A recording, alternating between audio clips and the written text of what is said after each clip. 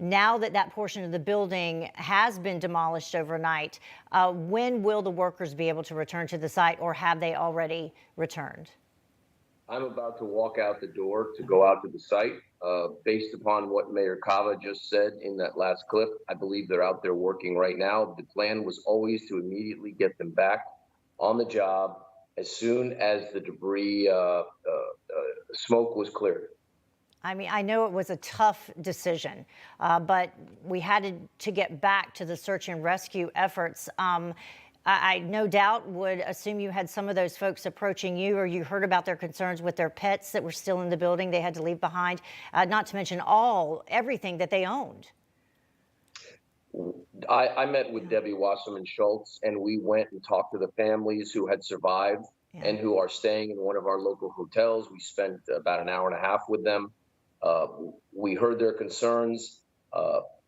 We did not talk with the families about the pets, but we did receive an immense amount of correspondence from people who were worried about pets being left in the building. And I will just tell you that I've been on the ground with the search and rescue guys and gals since the beginning. And I've talked to them, and they've been in that building at least 3 times, searching it, looking for any signs of life. They removed people initially in the beginning, but they tell me there's nothing there. Further, we put drones in that building, and we were searching. And I know that at some point we even put traps up on the balconies. So I think we've taken very reasonable steps to address their concerns. And my hope is that all of those animals that were in there somehow got out anyway, down the stairs and out through the building in the middle of the night. So, All right. That's good news. Thank you very much for sharing that information, for sure. And I know that it is a tough job that you've been doing every single day down there, along with all of the first responders. How are they doing, and are they getting help? I was reading, some of the stories that they were sharing, and one of the things that stood out to me, they were talking about the silence there as they're trying to search and hopefully find any remaining victims who are still alive. the energy level and the anticipation that they're going to rescue people in that rubble is higher than I've ever seen it. They are all ready to start finding people again. The wait pending the demolition was painful for everybody, because nobody likes to stand around thinking that there could be people that we can pull out alive from that rubble and make them wait any longer than they have to wait. So, I'm very glad that I commend Mayor Cava. She had a very difficult decision. She was told in the beginning it would take weeks. I met with the governor, and we agreed that it could take hours.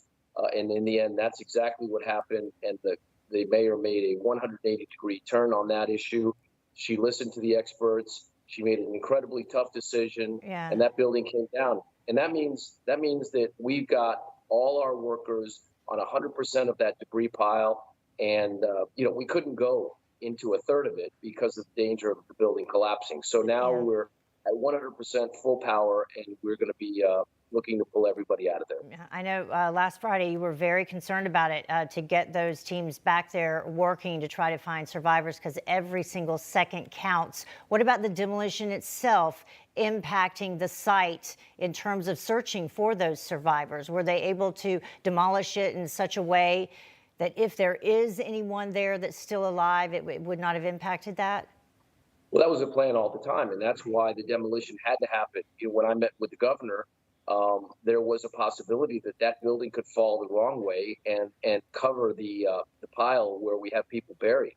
We couldn't let that happen. So what happened now is the controlled demolition allowed us to make the building fall in the direction that we wanted to fall in, and not impact the pile. So that was the whole idea.